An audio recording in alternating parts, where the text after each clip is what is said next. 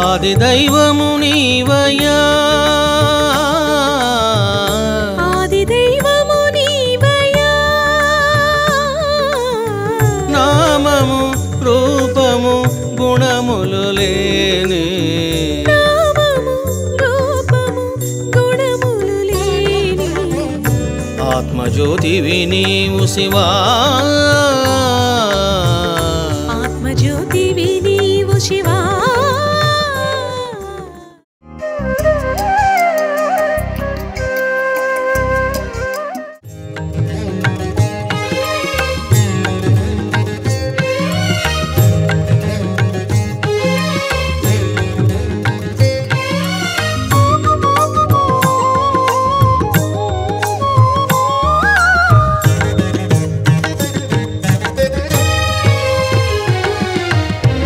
మంగళదామా మహనీయుడా మంగళదామా మహనీయుడా జీవుల సద్గతికై నీవు అవతరించితివి జీవుల సద్గతికై నీవు అవతరించితివి మాయా మోహము తొలగించి మోక్షమునొసగే దేవా మాయా మోహము తొలగించి మోక్షమునొసగే దేవా దేవా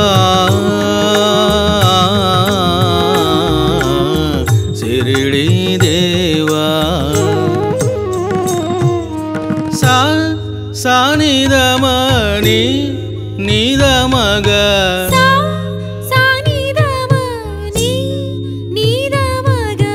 ధని ధని సరి సరి రిమగరి దని దని సరి సరి రి మగరి సానిదమణి నిదమగ ధని ధని సరి సరి రిమగరి శంకరాచార్యుల వారి గురువైనటువంటి గోవింద భగవత్పాదులు ఈయన ఎవరు? ఆత్మానుభూతిలో నిలిచిపోయినటువంటి మహితాత్ముడు. వారి గురువైనటువంటి గౌడపాదులు ఎలాంటి గురువు?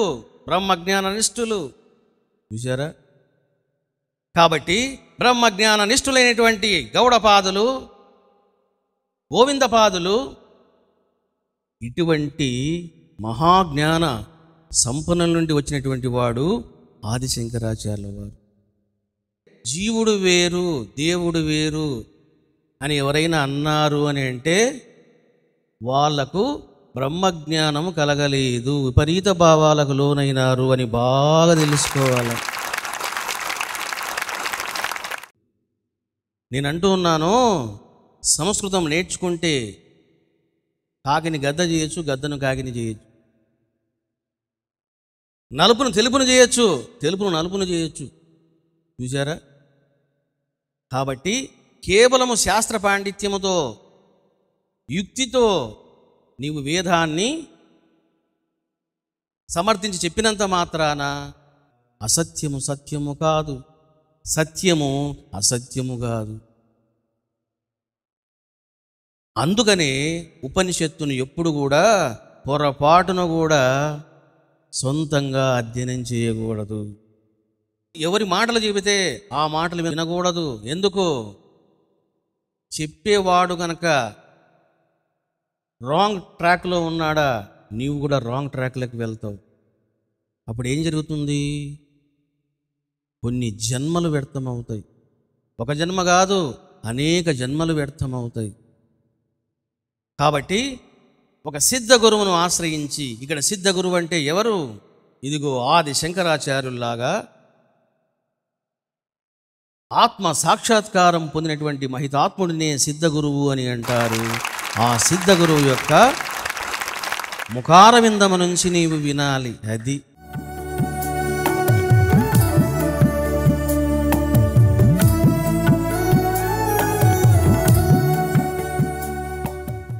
నాయనా, ఈ ఉపనిషత్తు నీవు ఎవడు చెబితే వాడు చెబుతూ ఉంటే నీవు వినేది కాదు, నీవు సొంతంగా చదువుకునేది కాదు.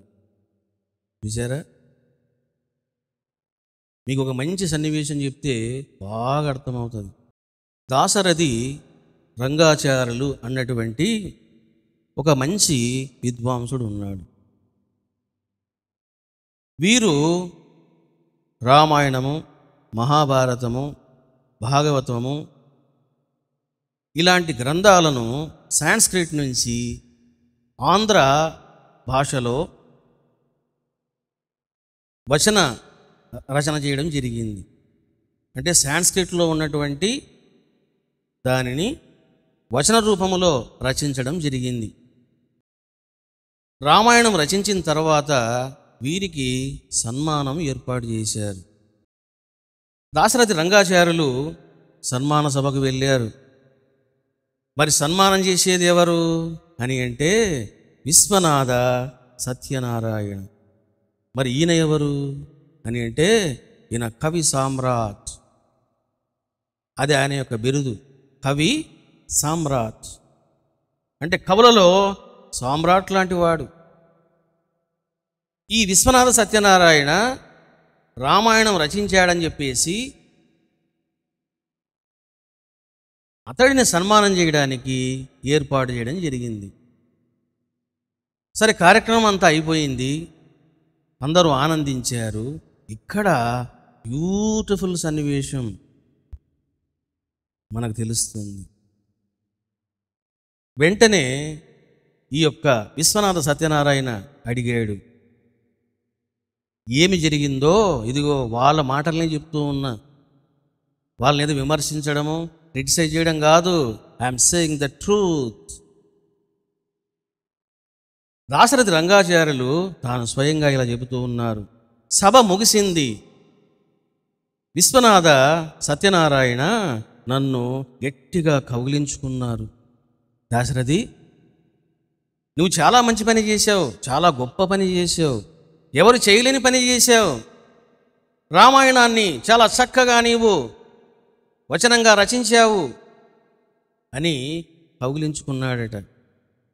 నా చెవిలో మూతి పెట్టి, రంగాచార్యులు, రామాయణం నీకేమైనా అర్థమైందా అన్నాడంట. చూడండి, రామాయణం చక్కగా రచించాడు అని చెప్పేసి సన్మానం చేశాడు. ఇప్పుడు చెవులు అడుగుతున్నాడంట రంగాచార్యులు, రామాయణం నీకేమైనా అర్థమైందా? ఈ మాట ఎందుకు అడుగుతున్నాడు అంటే అసలు విషయం తర్వాత తెలుస్తుంది మీకు. అప్పుడు వెంటనే రంగాచార్యులు అన్నారట, గురువు గారు, నాకేమీ అర్థం కాలేదు అనే వాస్తవాన్ని నేను చెప్పాను. చూసారా, ఇక్కడ మీకు దొరుకుతాయి మొత్తం మూడులు. నేను రామాయణాన్ని సాంస్క్రిట్ నుంచి వచనంగా రచించాను. But I didn't understand what is Ramayana. చూసారా, మరి ఇంకా రామాయణమే అర్థం కాకపోతే ఉపనిషత్తు ఏం అర్థమవుతుంది? వేదం ఎలా అర్థమవుతుంది? అర్థం కాదు అది.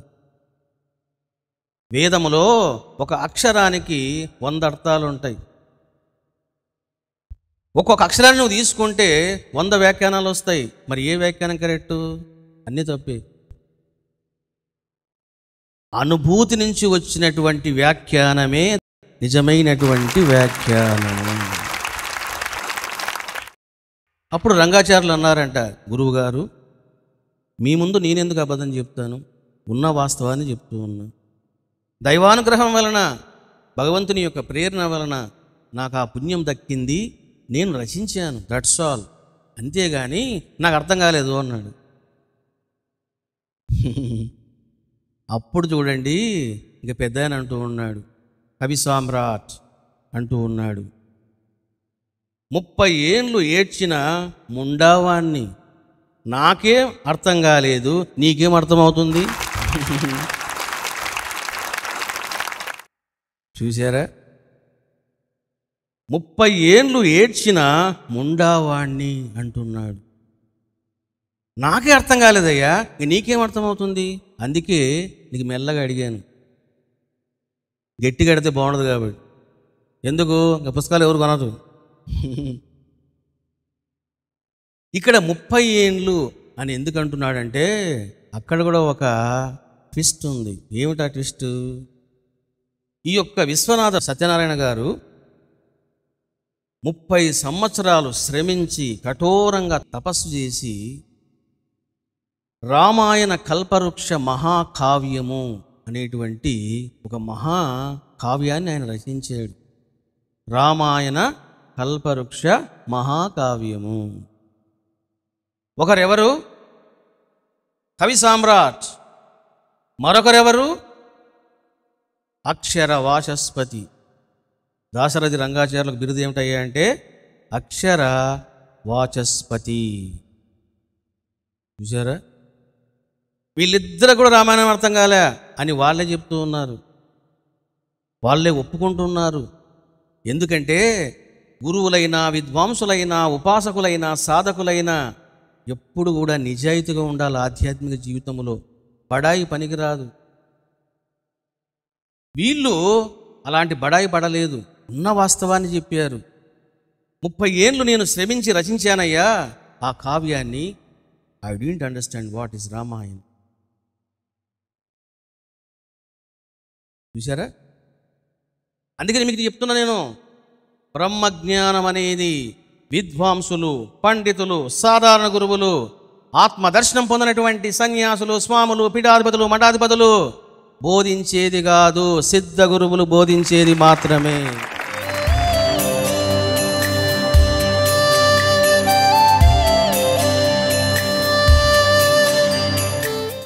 ఊరికే ఏ గ్రంథం పడితే ఆ గ్రంథం చదవకండి. మీరు ఒక గ్రంథం కొంటున్నారు అంటే గురువుకి అడగండి, గురువుగారు ఈ గ్రంథం కొనమంటారా వద్దంటారా? ఎందుకని అంటే డబ్బులు వేస్ట్ అయితే పర్వాలేదు, కానీ జన్మలు వేస్ట్ అవుతాయి. రాంగ్ జ్ఞానాన్ని కనుక తలకెక్కించుకున్నావా దాన్ని మళ్ళీ ఇంకెవ్వడేం చేయలేడు. చాలామంది చూడండి, ఒక గుడ్డివాడిని చూసి ఇంకో గుడ్డివాడు ఫాలో అయ్యి గోతులో పడినట్లు వాళ్ళు చెప్పినటువంటి ఆ బోధన తలకెక్కించుకొని వాళ్ళు కూడా వాదోపవాదాలు చేస్తూ ఉంటారు.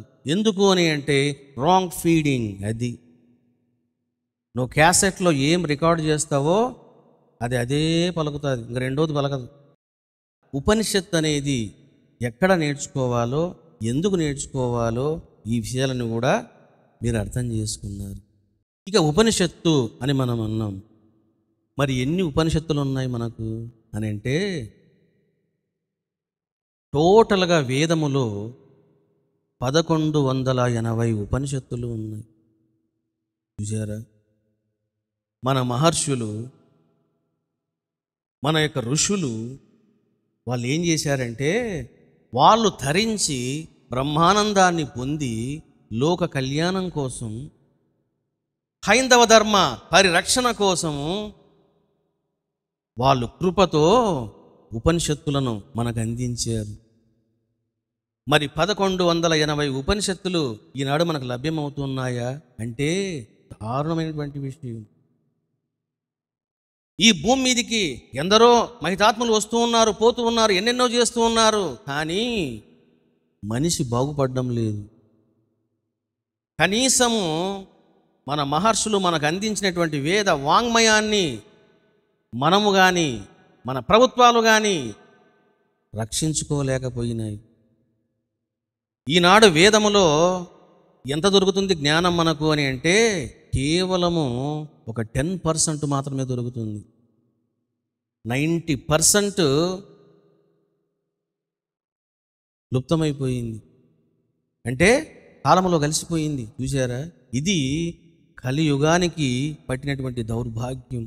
బ్రిటిష్ గవర్నమెంట్ వాళ్ళు ఈ రాజ్యాన్ని పరిపాలిస్తున్నప్పుడు వేద వాంగ్మయాన్ని, వేద గ్రంథాలను నాశనం చేశారు. దానివల్ల ఏం జరిగింది? 10% మాత్రమే మిగిలింది. 108 శాఖలు ఉన్నాయి యజుర్వేదములో. ఈనాడు ఎన్ని లభిస్తూ ఉన్నాయి? కేవలం 3 శాఖలు మాత్రమే లభిస్తూ ఉన్నాయి. చూసారా? 108 - 3 అంటే 105. 105 పోయినాయి. ఎన్ని మిగిలినాయి అంటే 3 మిగిలినాయి. మరి ఎంతటి దౌర్భాగ్యం! 1180 ఉపనిషత్తులు ఉన్నాయి. మన మహర్షులు చాలా సునిశ్చిత ప్రజ్ఞానవంతులు. వాళ్ళకి తెలుసు ఈ రాబోయేటువంటి ఈ కలియుగ మానవులు అల్పులు, అల్పాయుష్కులు, అల్ప మేధావులు. 1180 ఉపనిషత్తులను అధ్యయనం చేసేటువంటి శక్తి కానీ, అర్థం చేసినటువంటి శక్తి కానీ వాళ్ళకు ఉండదు అని చెప్పి 108 ఉపనిషత్తులను వారు టేకప్ చేయడం జరిగింది. Out of 1180 they are selected 108 Upanishads. అంటే ఈ 108 ఉపనిషత్తులు చదివితే 1180 ఉపనిషత్తులను చదివినటువంటి జ్ఞానము సంపూర్ణంగా లభిస్తుంది అని చెప్పేసి వాళ్ళు 108 తీసుకోవడం జరిగింది. చూడండి, భగవంతుని యొక్క అనుగ్రహం వలన కనీసము ఈ 108 ఉపనిషత్తులైనా మనకు సంప్రాప్తమైనాయి. వ్యాసుడు చెప్పాడు, అన్ని ఉపనిషత్తులను మీరు చదవవలసిన అవసరం లేదు. ఈ 108 కనుక మీరు చదివినారా, యు విల్ గెట్ ద పూర్ణ జ్ఞాన of Veda, there is no doubt in it అన్నాడు ఈ యొక్క వేదవ్యాసుడు. మరికొంతకాలానికి ఈ 108 ఉపనిషత్తులు కూడా ఎక్కడ చదువుతారు? ఇవి కూడా చదవలేరు. ఇక కేవలము కొన్ని ఉపనిషత్తులను మనము డిసైడ్ చేస్తే, మనము డిసైడ్ చేసినటువంటి ఆ ఉపనిషత్తులను కనుక సాధకుడు శ్రవణం చేశాడా, 108 ఉపనిషత్తుల జ్ఞానం వాడి కలగాలి అని ఆలోచించి 108 నుంచి 10 ఉపనిషత్తులను డిసైడ్ చేశారు. వాటిని దశోపనిషత్తులు అని అంటారు. టోటల్ ఉపనిషత్స్ 1180. దాని నుంచి 108 డిసైడ్ చేశారు. అది కూడా నీకు చేత కాలేదా, 10 ఉపనిషత్తులు చదువు, నీకు మొత్తం అర్థమైపోతుంది అన్నారు. ఇక 10 ఉపనిషత్తులు కూడా నువ్వు చదవలేవా, ఒకే ఒక ఉపనిషత్తు చదువు. టోటల్ సనాతన మహర్షుల యొక్క ఆంతర్యం ఏమిటో, హృదయం ఏమిటో, జ్ఞానం ఏమిటో, పరిపక్వత ఏమిటో నీకు తెలుస్తుంది అని చెప్పి ఆ ఉపనిషత్తును చెప్పడం జరిగింది మన మహర్షులు. ఆ ఉపనిషత్తే ఈశావాస్యోపనిషత్తు. ఒక్క ఈశావాస్యోపనిషత్తు గనక నీవు చక్కగా అర్థం చేసుకున్నావంటే 1180 ఉపనిషత్తుల జ్ఞానాన్ని సొంతం చేసుకుంటావు. ఇది రహస్యం. ఎందుకు రహస్యము అని అంటే, 108 ఉపనిషత్స్ చదివినటువంటి వ్యక్తికి అర్థమైపోతుంది. ఎస్, ఈ 108 ఉపనిషత్తుల్లో ఏ జ్ఞానమైతే ఉన్నదో అదంతా కూడా ఇందులో వచ్చి ఉంది అన్నటువంటి నిర్ణయానికి వస్తాడు 108 చదివినటువంటి మహితాత్ముడి. మీరు శ్రవణం చేయబోయేటువంటి ఈ ఈశావాస్యోపనిషత్తు 1180 ఉపనిషత్తులలో, 108 ఉపనిషత్తులలో, దశోపనిషత్తులలో ఫస్ట్ ఉపనిషత్తు ఏమిటి అంటే ఈశావాస్యోపనిషత్తు.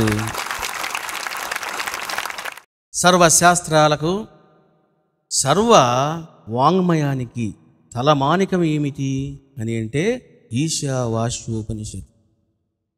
అందుకే చూడండి, గాంధీ మహాత్ముడు ఈ ఉపనిషత్తు యొక్క విశిష్టతను చాలా చక్కగా చెప్పడం జరిగింది. గాంధీ మహాత్ముడు కూడా మంచి ఫిలాసఫర్. ఆయన ఎన్నో గ్రంథాలను అధ్యయనం చేశాడు. గాంధీ మహాత్ముడిని జైల్లో పెట్టినప్పుడు ఆయన తన జీవితాన్ని ఒక సాధనగా మలుచుకున్నాడు. ఆ జైల్లోనే కూర్చొని అనేక గ్రంథాలను ఆయన పరిశోధించాడు, అధ్యయనం చేశాడు. గాంధీ మహాత్ముడు కూడా ఎన్నో ఉపనిషత్తులను, ఎన్నో గ్రంథాలను శ్రవణం చేసి, అధ్యయనం చేసి ఈశావాస్యోపనిషత్తుపై ఒక కామెంట్ చేశాడు గాంధీ మహాత్ముడు. ఆ కామెంట్ను వింటే ఈ యొక్క ఉపనిషత్తు యొక్క వైభవం ఏమిటో, విశిష్టత ఏమిటో మీకు చక్కగా బోధపడుతుంది.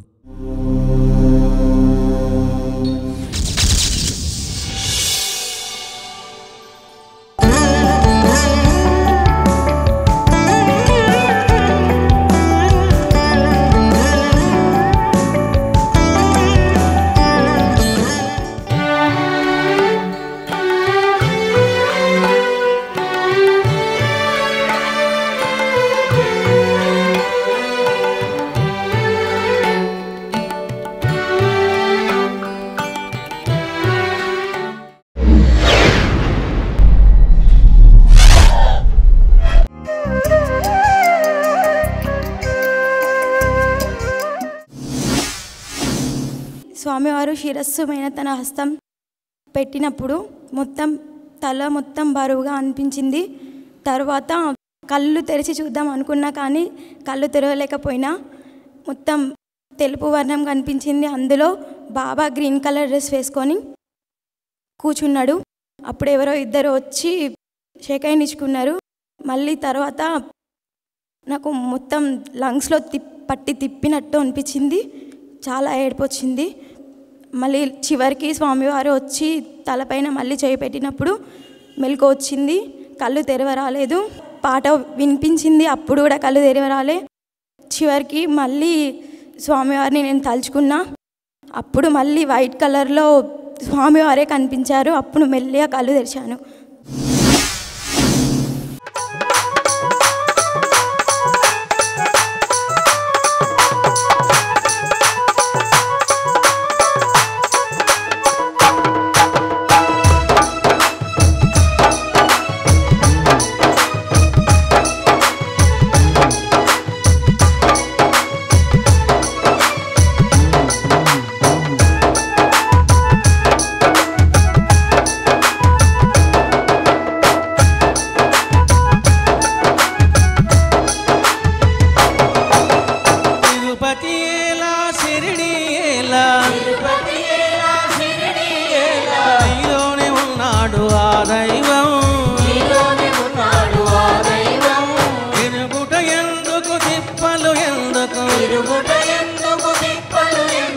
మనసును సాక్షిగా చూడరా,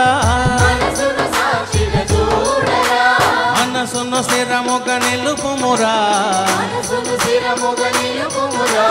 నీవేరా దైవం, ఆ మనసును స్థిరముగా నిలుపుమురా, నీవేరా దైవం, మనసును స్థిరముగా నిలుపుమురా.